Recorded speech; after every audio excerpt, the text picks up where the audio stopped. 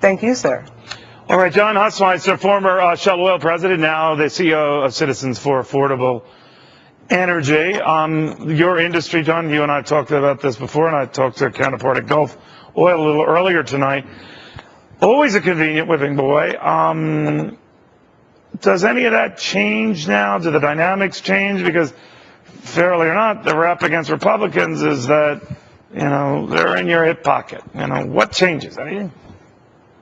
Well, the 111th Congress did absolutely nothing for energy, Neil. Let's be clear. Nothing. Nada. Nothing moved forward on the energy front. Tomorrow morning, when everybody wakes up, the executive branch is still running the energy agenda for this nation, not the legislative branch.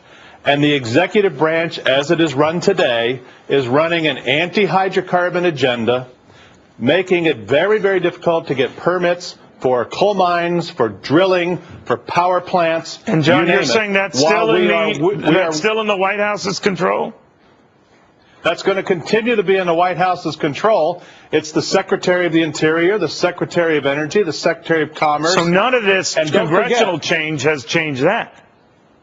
Well, you have to wait until the new Congress starts and then see what happens, and then you'd have to get a bill through both houses run by different parties.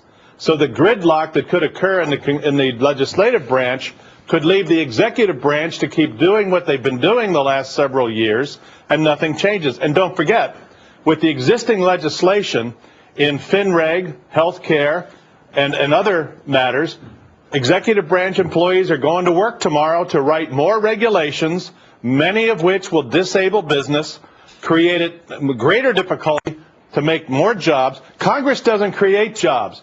Business creates jobs. What's Congress going to do? What's the executive branch going to do to enable job creation, as they could in the energy space? But instead of enabling domestic resource production, we're stopping domestic resource production while we're wishing that wind farms and solar farms make up the difference, but we know they don't.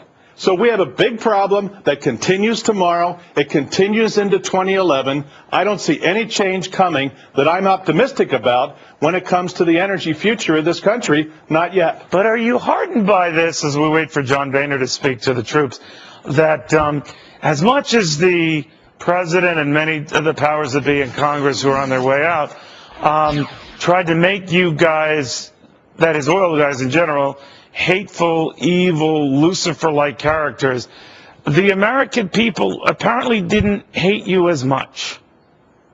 I think common sense prevailed. You can't stop drilling for oil. Common sense will prevail, Neil. I'm an eternal optimist. I'm convinced that we will have common sense over the next 2 years. It may not be through legislation. It may be through frustrating the executive branch through budget compromises and budget constraints, but then we'll get to 2012, and we'll see what happens 2 years hence. Energy takes a long time. I'm patient. Okay. We'll take whatever time it takes. Always a pleasure having you, and always appreciate your frankness. Thank you very much.